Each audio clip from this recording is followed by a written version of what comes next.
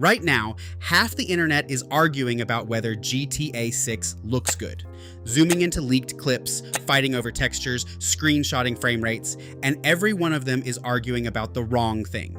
Because while the whole world was staring at the graphics, the leaks quietly gave away something so much bigger. GTA 6 is not a prettier sequel. It's a genre shift, and the proof is in how it works, not in how it looks. Graphics get polished in the final year of development anyway. The systems are the bones, they get locked in years early, and they tell you what the game actually is underneath. I've gone through the leaks, the patents, and Rockstar's own history, and I've pulled out 7 systems that stacked together turn this into something the series has never been. This is GTA fused with the soul of Red Dead Redemption 2, and the system sitting at number 1 is the one that quietly changes what kind of game you're even playing. Let's count them down.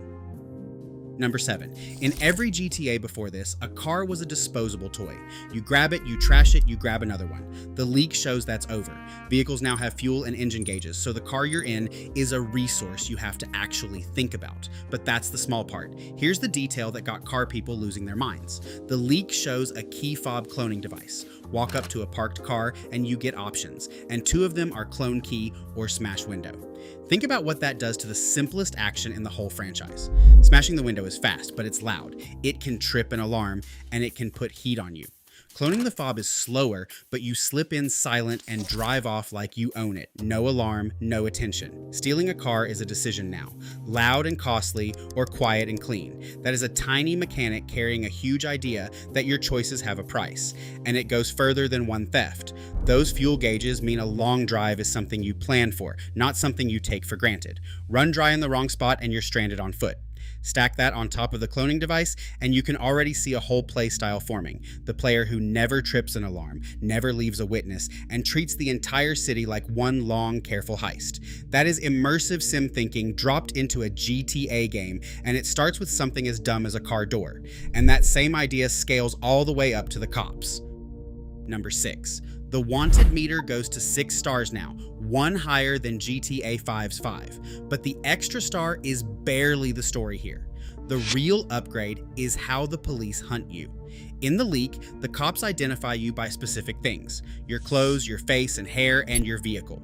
And once you understand that, the entire chase changes. In old GTA, you escaped by outrunning a circle on the map and hiding until it faded. Here, you escape by breaking your description. Ditch the car they saw, change the shirt they logged, and you can actually shake the heat. That's a manhunt with eyes and memory, not just a bigger number, pulled straight from how being hunted feels in Red Dead, where a bandana over your face changed how the law treated you. Now put that logic inside a modern city full of cameras and witnesses who can describe your getaway car. Escaping stops being a driving skill and turns into a disguise problem. You don't just lose the cops, you erase the person they're chasing. And speaking of things you can walk into, number 5 is where the world stops being a backdrop. Number 5. For 20 years, GTA fans have wanted one thing more than anything: a world you can actually step inside, not just drive past. The leak delivered it, and it's a real jaw-dropper. CyberLeak posted a 2.5-minute clip of Jason walking around inside a club.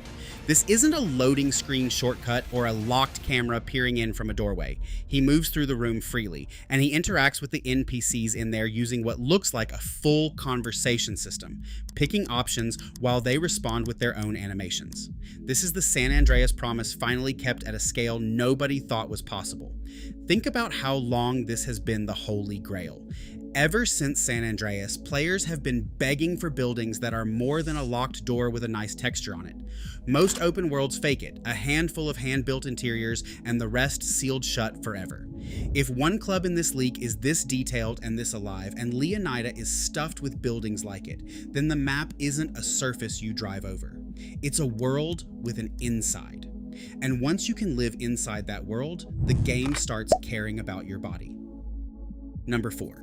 And OG fans are going to feel this one in their chest. At Jason's home in the leak, there's gym equipment and there's a basketball setup. And these aren't decoration. This is the return of the San Andreas lifestyle layer. Back in 2004, CJ could get fat, get ripped, get stronger by how you chose to live. That system vanished for 2 entire console generations. It's back. Your character has a body that responds to what you do with it. If you played San Andreas, you know exactly what this unlocks. CJ was whoever you made him. Skinny, ripped, or out of shape, it was all on you, and it was one of the most loved systems Rockstar ever shipped. Then they buried it for 20 years. Bringing it back means Jason isn't a fixed action figure you're handed. He's a body you shape across the whole game, and by the end, how he looks quietly tells the story of how you played. For a lot of you, that alone is the dream. GTA, with the depth of the game, a lot of people still call the best one in the series. But the body system is just the visible half of something deeper running underneath it. Because working out doesn't just change how Jason looks, it changes his numbers. Number 3. This is the one that confirms what's really going on here. In the leak, Jason sinks a basketball, and a notification pops up, plus 2% focus. Sit with that. A casual activity is feeding a stat. That is an RPG progression system running under the whole world, not a throwaway minigame. Traits and stats you grow by living, by training, by the way you spend your time. This is the Red Dead 2 skeleton again, where writing, eating, and living shaped who Arthur was on paper. Now imagine that layered onto a full modern city. Shooting hoops makes you sharper. Presumably the gym makes you tougher, driving makes you a better driver, and so on down the line. And that changes something subtle but huge. The way you spend your downtime quietly builds a different Jason than the one your friend is playing. Two people can roll credits on the same story as completely different characters on paper. That is RPG identity, sitting inside a Grand Theft Auto game. GTA quietly became a character-building RPG, and almost nobody is talking about it.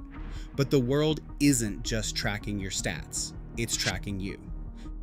Number 2, and for this one, we go back to the 2022 leak, because buried in that footage were 2 systems that change everything.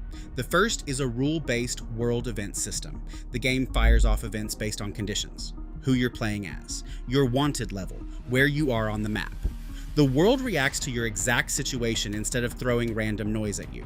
The second one is bigger, a reputation system that tracks you from tourist to local. Behave like a menace in an area and it remembers you. This is lifted straight from Red Dead 2, where you could get banned from a store for causing trouble and the shopkeeper would clock you the next time you walked in. That's the exact machinery that made Red Dead's world feel alive instead of scripted. Help people, rob people, and a town's attitude toward you shifts on its own.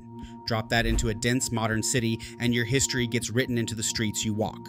Instead of resetting the second you leave, the world carries a grudge or a welcome depending on who you've been. Put those two together and the world stops being a stage that resets. It becomes a place with a memory where your reputation walks in the door before you do. That is the single biggest leap a GTA world has ever made. And yet, it's still not the deepest system in this game, because the last one doesn't just remember what you did, it judges it. Number 1, the deepest system in GTA 6, and the one that completely changes what kind of game this is. In one clip, the player attacks an enemy who is already down, unconscious, no longer a threat, and a small devil icon with a minus sign appears on screen. Here's the part that shows how thought through this is. It didn't flag the fight. It flagged finishing off someone who was already helpless. The game is drawing a line between a shootout and an execution, and it's judging you for the execution. That's a karma system, an honor system, the exact soul of Red Dead Redemption 2, dropped into GTA for the first time in history. A series whose entire brand was consequence-free chaos now keeps a quiet tally of your cruelty. Understand how big a swing that is. For 25 years, the whole joke of GTA was that nothing you did mattered. You could be a complete monster and the game would never once blink at you. A karma system flips that on its head. If it works the way Red Dead's Honor did, it could bleed into how strangers treat you on the street, which endings you unlock, even how the story itself reads the person you've become. We don't yet know what it feeds into, the story, the cops, how people treat you. But a GTA that has an opinion on the kind of person you choose to be is a completely different animal, and it's the perfect note to tie all of this together. So step back and look at the full stack. cars with real consequences, a police force with eyes, a world you can walk inside, a body you build, stats that grow with how you live, a world that remembers you, and a game that judges your cruelty. That is not a graphics upgrade. That is GTA fused with the soul of Red Dead Redemption 2. The genre shift I promised you at the start isn't coming in some sequel. It's already in the build, and it leaked before Rockstar could even frame it for you. And that's the part worth sitting with. We are not guessing off a trailer here. We watch these systems actually run. The ambition is already in the code. But here's the question that actually matters. Why build all this depth? Why give the world a memory and a conscience? You don't put a morality system into a game about two random criminals. You put it into a game that wants you to feel every choice these two make. All of this depth exists to serve one story, Jason and Lucia, which brings us to the only chapter of this series I've got left, the finale. With everything we now know, how does it actually end for Jason and Lucia? That's the next one, and it's the big one. Subscribe so you don't miss it. And as always, I'll see you on the pier.